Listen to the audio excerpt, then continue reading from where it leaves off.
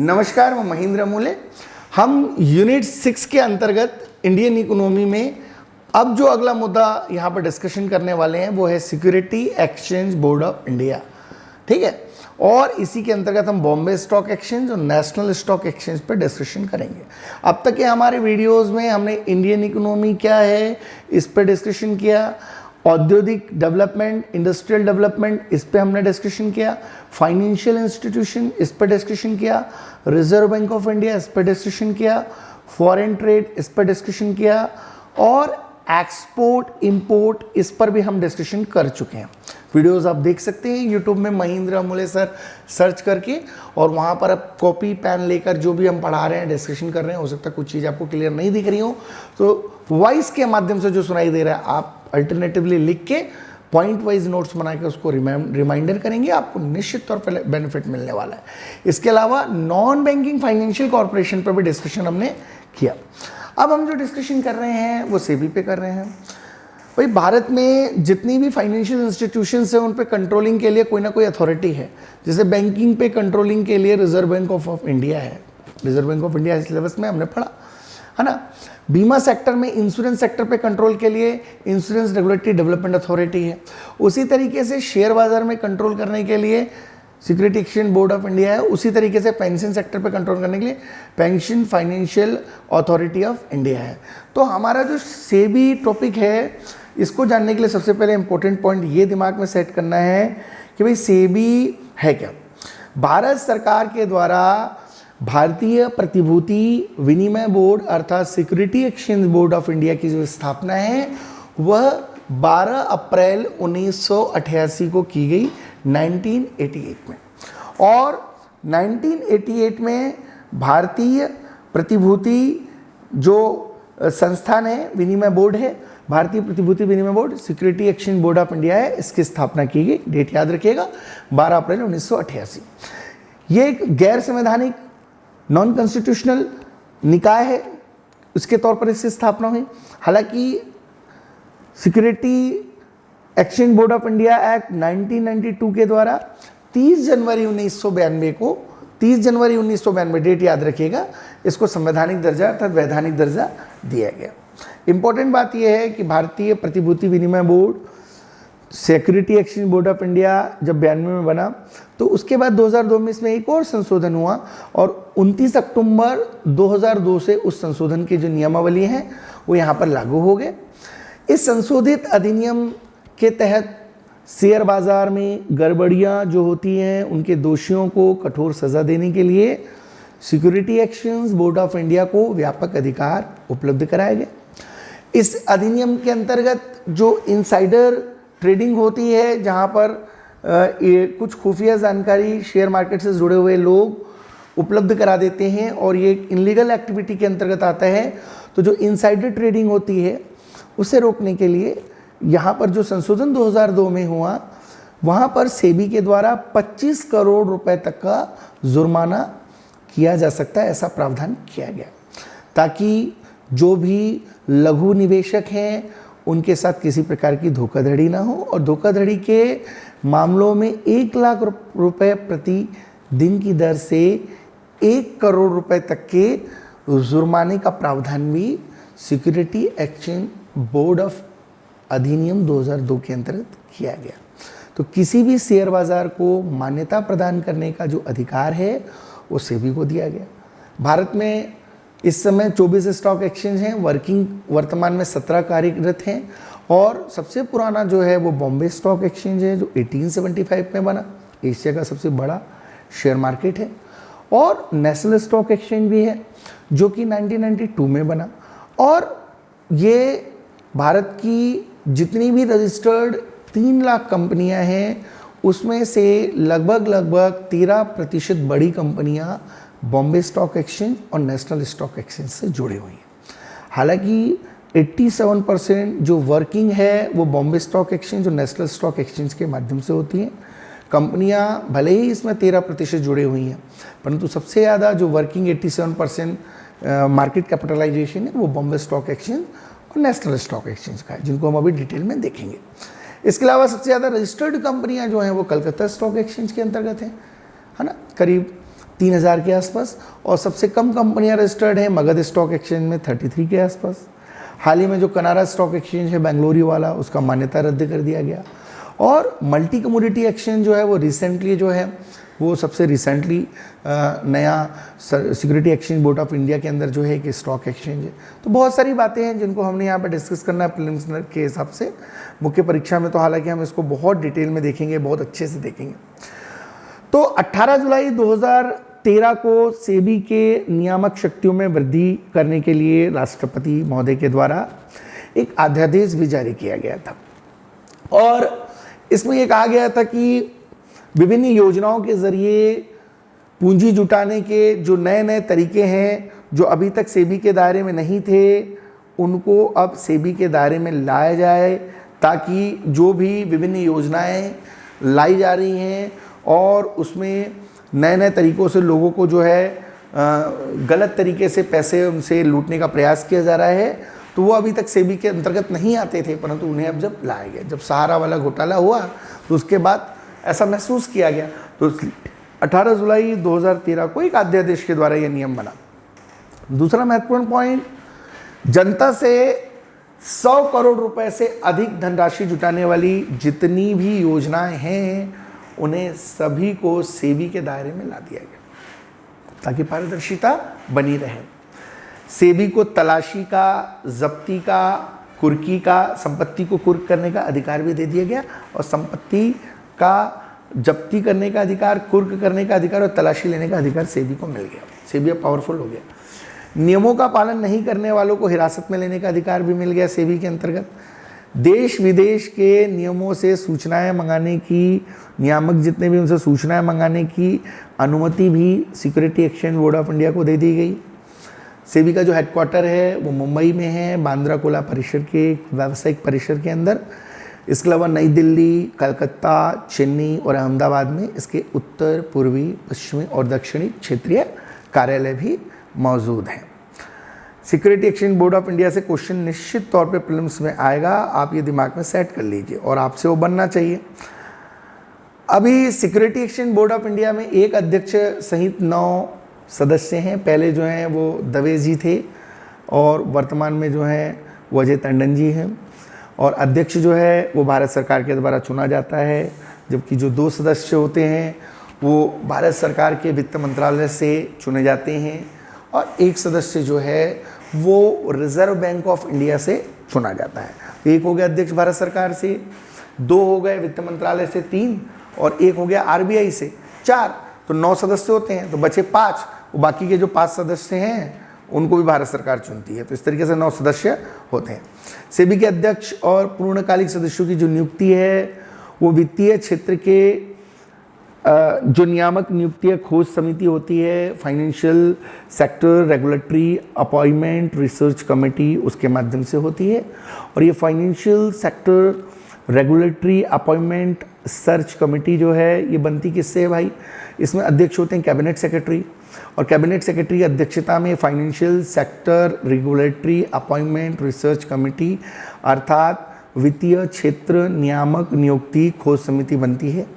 इसके अंदर एक सदस्य प्रधानमंत्री के अतिरिक्त प्रधान सचिव होते हैं, एक सचिव होते हैं आर्थिक कार्य विभाग के, एक सदस्य इसके सेबी के अध्यक्ष होते हैं, और 3 जो होते हैं वो वित्त अर्थशास्त्र कानून या फिर सार्वजनिक प्रशासन वित्तीय बाजार इससे संबंधित कोई विशेषज्ञ होते हैं, जिन्हें सेबी के जानकारी को जो बेसिक जानकारियों की इन्फॉर्मेशन होती है उनको इसमें रखा जाता है।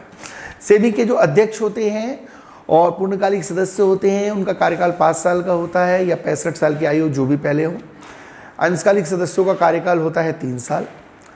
सेबी के अध्यक्ष की सैलरी होती है 4.5 लाख रुपये प्रति माह, काफ़ी है। और जो पूर्णकालिक सदस्य होते हैं उनको मिलता है 3,75,000 रुपये, है ना। तो सेबी जो है इस तरीके से यहाँ पे वर्किंग करती है, और सेबी का जो मेन काम है वो निवेशकों के हितों की सुरक्षा करना। शेयर बाजार में शेयर लगातार अगर तेज़ी से बढ़ते हैं उनके रेट, तो उसको बबल कहते हैं। रेटों में अगर गिरावट आ जाती है तो उसको क्रैश कहा जाता है ना। और हमारा जो भारत का सिस्टम है वो रोलिंग सेटलमेंट स्कीम पर बेस्ड है, रोलिंग सेटलमेंट स्कीम। अब जैसे जापान वगैरह में क्या होता है, T0 सिस्टम चलता है, एक जस्ट सेकंड में पता चल जाता है शेयर बाजार में किसी ने 1 लाख रुपए लगाए थे तो 1 सेकंड बाद पता चल जाता है वो बढ़े कि घटे। है ना। ब्रिटेन वगैरह में T01 सिस्टम चलता है, ये रोलिंग सेटलमेंट स्कीम में ब्रिटेन में T01 सिस्टम चलता है ना। इसके अलावा जो जर्मनी जैसे देश है वहाँ T02 सिस्टम चलता है ना। T03 सिस्टम जो है वो यूएसए में चलता है ना। और अभी भारत में भी ये T03 सिस्टम आ गया कि 24 घंटे के अंदर जो है ये आपको इन्फॉर्मेशन हो जाती है, ताकि इनसाइडर ट्रेडिंग जो है उसको रोका जा सके और जो भी ट्रेडर्स हैं और निवेशक हैं उनके हितों की रक्षा की जा सके, मूल्यों की हेराफेरी जो होती है उसको सीमित किया जा सके। और इस प्रकार के बहुत सारे क्लॉज यहाँ पे रखे गए हैं एक सिस्टम के तहत, ताकि किसी प्रकार का जो वित्तीय जोखिम किसी के साथ ना हो। और सेबी जो है इस प्रकार से शेयर बाज़ार में अपनी भूमिका बेहतर तरीके से बना के रखती है। और security exchange board of India को जो है क्यूशी जुडिशली पावर्स भी होते हैं कि आप कोई अगर धोखाधड़ी कर रहे हैं तो सेबी जो है 25 करोड़ रुपए तक का जुर्माना लगा सकता है ना।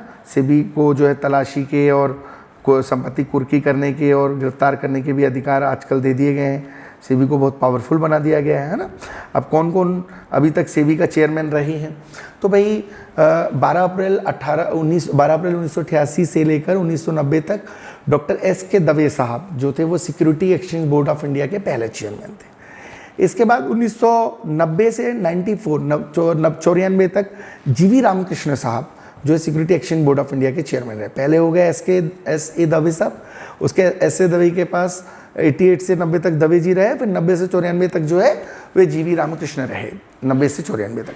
94 में एस नाडकर्णी है ना, हो सकता है प्रीलिम्स में क्वेश्चन आया सेबी का कौन अध्यक्ष नहीं रहा, तो एस नाडकर्णी जो है वो 94 से 95 तक रहे, एक साल। एस नाडकर्णी, पहले दवे जी हो गए, दवे जी के बाद हो गए जीवी रामकृष्ण 90 से 94, फिर 94 से 95 में हो गए एस नाडकर्णी।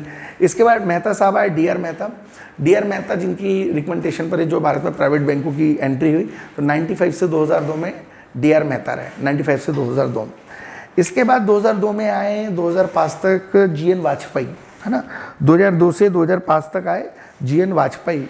और वाजपेयी जी के बाद फिर GN वाजपेयी जी के बाद 2002 से 2005 के बाद 2005 में जो आए वो एस दामोदरन आए जो 2008 तक रहे, एस दामोदरन है ना। तो पहले नंबर पे हो गए दवे जी 88 से 90 तक, फिर जीवी रामकृष्ण रहे 90 से 94 तक, फिर एस नाडकर्णी रहे 94 से 95 तक, डी आर मेहता जी रहे 95 से 2002 तक, फिर GN वाजपेयी जी रहे 2002 से 2005 तक, फिर 2005 से 2008 तक दामोदरन जी रहे, फिर CB भावे जी आए 2008 से लेकर के 2011 तक, CB भावे जी 2008 से लेकर 2011 तक, फिर UK सिन्हा जी आए 11 से लेकर 17 तक है ना, भावे जी के बाद जो भावे जी रहे 8 से 11 तक, और उसके बाद UK सिन्हा जी आए जो 2011 से 17 तक रहे। और अभी अजय त्यागी जी हैं, हमने टंडन बोल दिया तो उसको सुधार लेंगे, तो अजय त्यागी जी हैं वो 1 मार्च 2017 से लेकर वर्तमान तक अभी भी हैं, अभी भी वर्तमान तक वो हैं है ना। इसको दिमाग में आप रख लीजिए और कहीं कोई दिक्कत नहीं है, आप बस मन लगा के पढ़ेंगे ना तो चीज़ें आपको समझ में आ ही जाएंगी, ठीक है।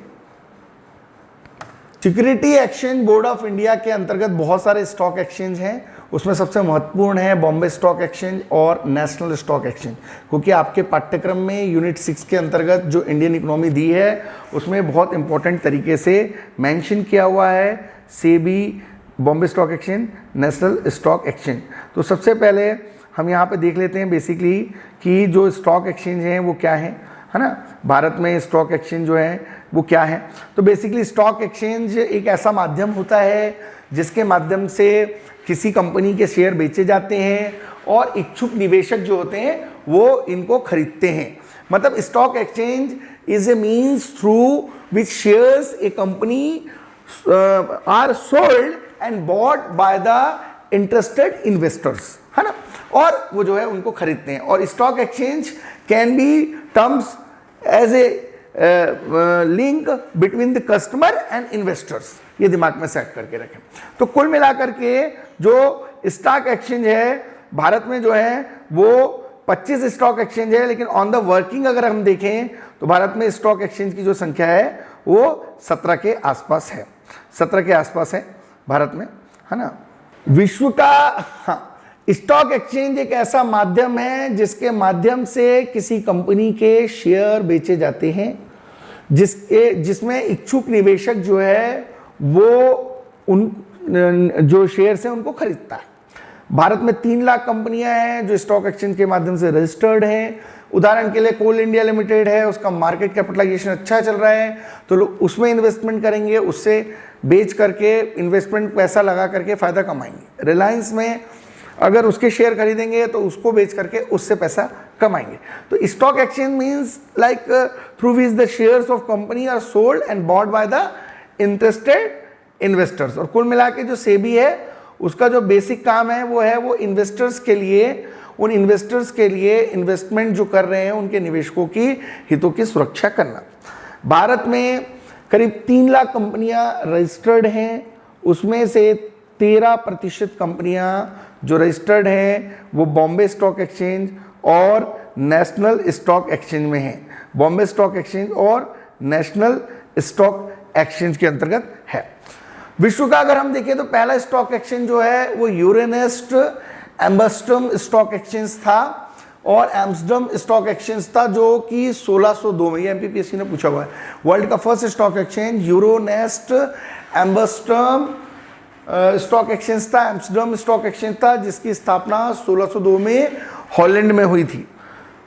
और भारत में 2 सबसे प्रमुख स्टॉक एक्सचेंज जो है वो है बॉम्बे स्टॉक एक्सचेंज और नेशनल स्टॉक एक्सचेंज। मतलब the world first stock exchange was the Euronext Amsterdam Stock Exchange and which was established in Holland in 1602. And the 2 most important stock exchange in India are the Bombay Stock Exchange and National Stock Exchange and National Stock Exchange. अब जो Bombay stock exchange है और national stock exchange, तो Bombay stock exchange जो है basically ये 1875 में बना, 1875 में बना।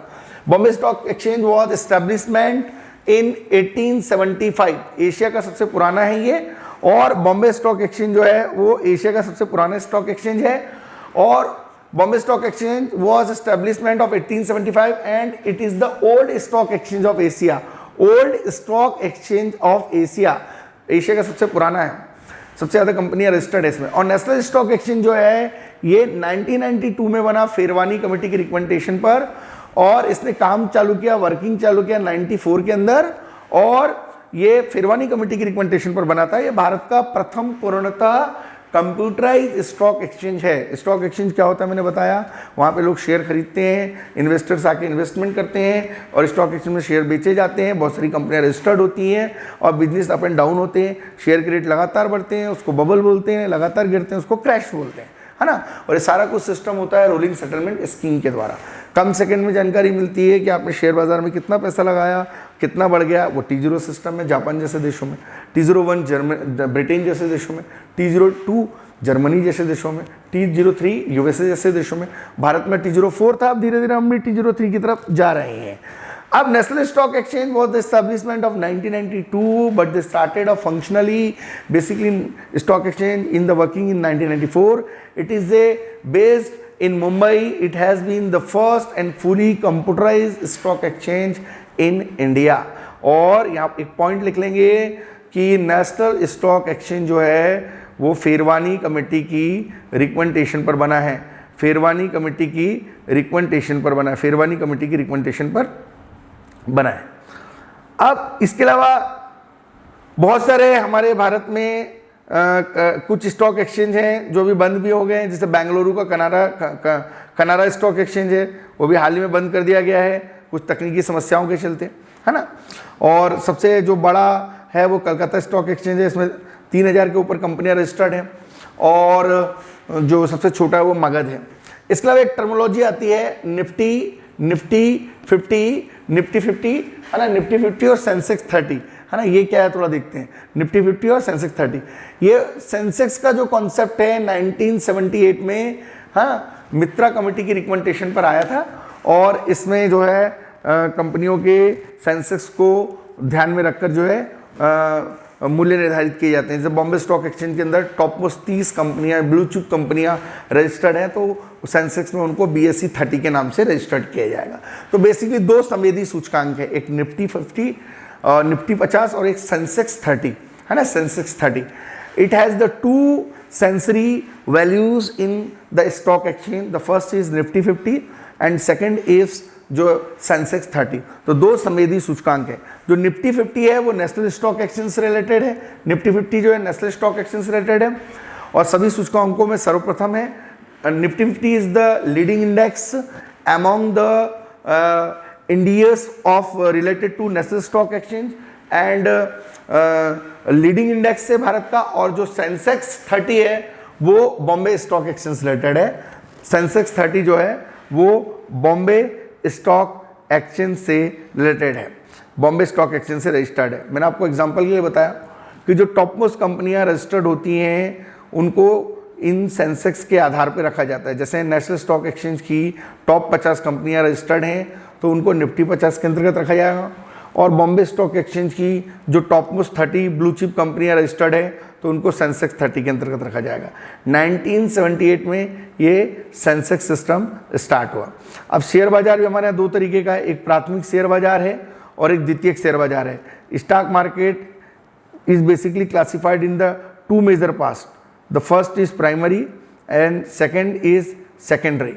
तो जो प्राथमिक होता है हमारे यहाँ, प्राथमिक बाजार होता है, इसमें जब एक कंपनी स्टॉक एक्सचेंज के बिना भूमिका एक जो कंपनी है वो शेयर मार्केट के अंदर, एक कंपनी है वो शेयर मार्केट के अंदर अगर बिना किसी भूमिका के इच्छुक निवेशक को सीधे तौर पर अपने शेयर बेच देती है तो वो प्राइमरी मार्केट के अंतर्गत होता है। जैसे इनिशियली पब्लिक ऑफर के माध्यम से, जैसे फेसबुक जब 2004 में बना तो मार्क जुकरबर्ग ने अपने फेसबुक के माध्यम से शेयर बाजार में जब इन्वेस्टमेंट किया तो उन्होंने भी इनिशियली पब्लिक ऑफर निकाला।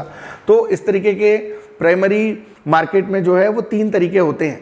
When a company sell its share directly to the interested investors without any role on the stock exchange, it is called of that primary market. जब एक कंपनी स्टॉक एक्सचेंज की बिना भूमिका के अगर इच्छुक investors या निवेशकों को अपने शेयर बेचती है तो इसके तीन टूल्स होते हैं। पहला होता है initially public offer, initially public offer.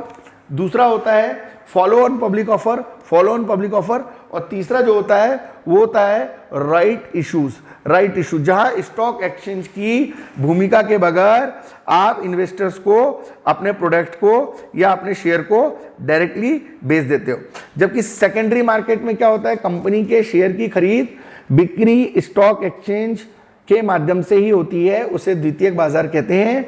और फ्री फ्लोट शेयर की खरीद बिक्री इसके अंतर्गत होती है।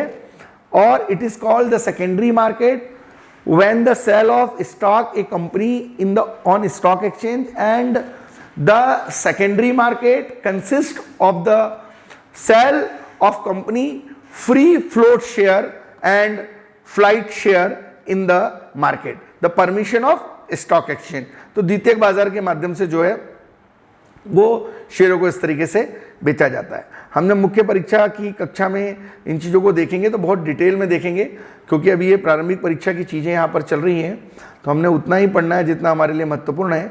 और मुझे लगता है कि आपके पाठ्यक्रम में हमने मैक्सिमम चीज़ें यहाँ पर कवर की हैं। आपको हमारे सारे वीडियोस में जो पार्ट ए इकोनॉमी का वीडियो है, Indian economy plus industrial development, उसको ज़रूर देखें। पार्ट बी वाला जो है वो इंडियन फाइनेंशियल इंस्टीट्यूशन है, उसको ज़रूर देखें। पार्ट 3 वाला जो हमारा वीडियो है वो फाइनेंशियल इंस्टीट्यूशन और रिजर्व बैंक ऑफ इंडिया उसके वर्किंग कल्चर को लेकर है। पार्ट 4 में हमारा जो वीडियो है वो हमारा जो है वो ट्रेड पॉलिसी या ट्रेड इंडियन ट्रेड पॉलिसी को लेकर के है, उसको भी आप जरूर देखें। पार्ट 5 में जो हमारा वीडियो है वो एक्सपोर्ट और इंपोर्ट पर है। इसके अलावा जो हमारा पार्ट 6 में जो वीडियो है वो हमारे NBFC पे है, NBFC पे। और जो हमारा पार्ट 7 वाला जो वीडियो है वो हमारा security exchange board of India, Bombay stock exchange और नेशनल स्टॉक एक्सचेंज पे है। इसके बाद इंडियन इकोनॉमी पे हम एक MCQ को लेकर के 1000 क्वेश्चन की प्रैक्टिस करा देंगे, जिसमें हम आपको डायरेक्टली इस पर्टिकुलर टॉपिक से कौन कौन से बेहतर क्वेश्चन बन सकते हैं उस पर काम करेंगे। इसके बाद हम अपने आगे के सेक्शंस पर भी बात करेंगे, जहाँ पर हम आपको कंप्लीटली यूनिट 1 से यूनिट 10 तक कंप्लीटली पढ़ाने वाले हैं। और 25 जुलाई को प्रिलिमिनरी का अगर एग्ज़ाम है और 50 दिन के आसपास बच रहे हैं आज से, तो इन 50 दिनों में हम 100 वीडियोस आपको देंगे। और इन 100 वीडियोस में हमारा हर वीडियो एक क्वेश्चन भी अगर कवर करेगा तो हम 100% क्वेश्चंस अपने पढ़ाए हुए टॉपिक से बताने की कोशिश करेंगे। लोग वो पढ़ाते हैं जो उनको आता है, और हम अपनी क्लास में कोशिश करते हैं हम वो पढ़ाएं जो एग्ज़ाम में आए। ठीक है, तो थैंक यू सो मच। और ज़्यादा से ज़्यादा लोगों तक जो इनको शेयर करें, ताकि जो बच्चे बेचारे कोचिंग वगैरह नहीं कर पा रहे हैं डायरेक्टली आके, उन तक भी ये चीज़ें पहुँचे। और आप भी खूब मन लगा के पढ़ें, बढ़िया कॉपी पुस्तक लेके बैठें, पेन लेके बैठें, खूब लिखें, खूब समझें और बढ़िया अच्छे नोट्स बनाकर उनको रिमाइंडर करें, याद करें, सोच समझ डेवलप करके प्रश्न अभ्यास करें और बिल्कुल क्वालिटी स्टडी करिए। 2 घंटे बढ़िया एमपी पढ़िए, है ना, हिस्ट्री ज्योग्राफी पॉलिटी इकोनॉमी। 2 घंटे जीएस चलने दीजिए, हिस्ट्री ज्योग्राफी पॉलिटी इकोनॉमी 10 दिन का प्लान बना के। 2 घंटे आपका जो करंट अफेयर्स प्लस स्पोर्ट्स वाली यूनिट है, आयोग वाली यूनिट है ना, टेक्निकली जो 90 नंबर की इंफॉर्मेशन टेक्नोलॉजी कम्युनिकेशन टेक्नोलॉजी वाली यूनिट है, और यूनिट 7 जो साइंस वाली है वो करें। और बाकी के जो 2 घंटे बच रहे हैं उसमें आप अपनी क्वेश्चन प्रैक्टिस करिए, अच्छे अच्छे जो टेस्ट पेपर्स हैं उनको बढ़िया प्रैक्टिस करिए, है ना, खूब मन लगाइए, खूब पढ़ें, खूब आगे बढ़ें और बढ़िया अपना पूरा एनर्जी अपना स्टडी पे लगाएं और पूरा ध्यान, पूरा जो चिंतन मनन जो है डेडिकेट करके अपना 100% देने की कोशिश करें। Thank you so much.